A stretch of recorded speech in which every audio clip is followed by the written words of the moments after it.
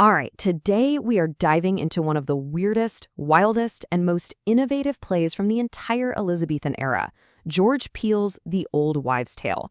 It is a chaotic, hilarious, and honestly, a surprisingly influential piece of theater.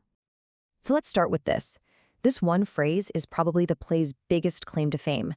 Because written way back around 1590, The Old Wives' Tale is the earliest known time once upon a time ever appeared in English literature.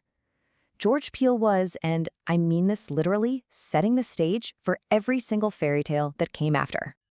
So, here's where things get really interesting. The play's structure. This isn't just a straightforward story. No, it's a story that's actually nestled inside another story. It's a classic play within a play. Okay, so picture this. The play opens in what feels like the real world. You've got these three servants, they're completely lost, they're miserable, stuck in the woods, and then they get rescued by a nice blacksmith and his wife. To pass the time, the wife, Madge, decides to tell them a story. And that simple little setup becomes the frame for all the fantasy and madness that's about to unfold. And this is the core gimmick of the whole show. You've got two groups of characters. On one side, you have the real-world storytellers, and on the other, all the characters from the fairy tale they're telling. But the real genius move here? Madge and the servants stay on stage the entire time, watching and commenting on the story as it's being acted out right there in front of them, and in front of us. All right, let's dive into the fairy tale itself. And of course, it kicks off with a setup we all know and love, a kidnapped princess and a really wicked sorcerer. So the bad guy in this inner story is a powerful conjurer named Sacripant, and he comes from Thessaly, which back in the day was basically famous for its witches and dark magic. And this guy is no joke. He snatched Princess Dahlia by turning into a dragon. He looks young and handsome, but surprise, he's secretly ancient. But here's the real key, the classic fairy tale twist. His life force isn't even in his body. It's tied to this magical light burning inside a piece of glass. It's an old-school fantasy trope, a kind of life index, and it's his biggest weakness. Now, Sacripant has other victims too, like this poor guy, Orestes. And his curse is just bizarre. By day, he's an old man. By night, he's a white bear. He's stuck at a crossroads, and he spends his time giving out these cryptic, rhyming clues to anyone who happens to wander by. And this is the prophecy he gives to Dahlia's two brothers. You know, it's classic fairy tale advice. Don't judge a book by its cover, be brave. But that last line, blow a blast at every flame, you're gonna want to remember that one. It's a huge clue for later. But, you know, this quest to save the princess isn't all serious and dramatic. Peele just crams the story with this hilarious and bizarre cast of side characters that feel like they've just wandered in from totally different plays. I mean, get this. We meet this ridiculous, bragging knight named Bongo, and out of nowhere, he says this line. Yup, that's the very first version of the Giant's Chant from Jack and the Beanstalk.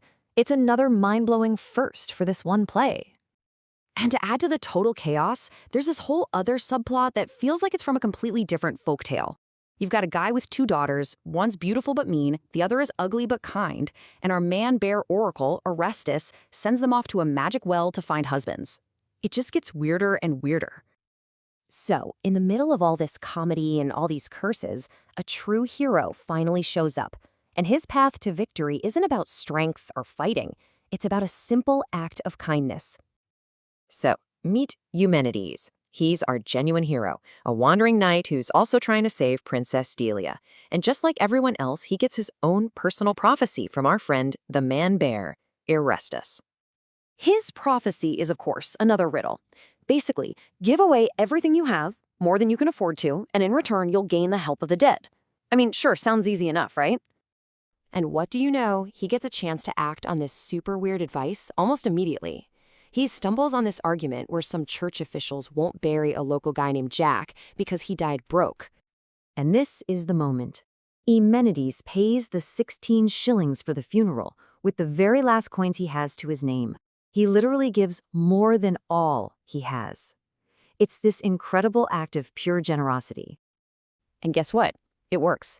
His charity pays off instantly. The act literally brings the dead man's bones to his call. The ghost of Jack, super grateful by the way, appears and becomes his loyal, invisible sidekick, giving him the supernatural help he needs to finally go and defeat Sacripant. So the ghost helps save the day, the spells all get broken, everybody's reunited. Happy ending, right? But beyond the bonkers plot, why are we still talking about this play almost 450 years later? What's its legacy? Well, for one thing, this play was a total linguistic trailblazer. I mean, besides Once Upon a Time and Fee Faw Foom, it also gave us the first recorded use of the word booby, and the first time duck was used as a term of endearment. Peele was literally shaping the way people talked.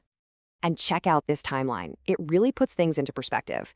It shows that Peele was playing around with these complex stories and mashing up fairy tales with comedy right alongside, and in some cases maybe even before, his more famous buddy, William Shakespeare. And all of that leaves us with this one big thought. By having characters on stage watch and react to the very story they're being told, Peele was breaking the fourth wall. He was playing with the whole idea of storytelling itself, centuries before it was cool. So it really makes you wonder, is this strange, messy, and totally brilliant play the true, forgotten ancestor of all modern self-aware comedy?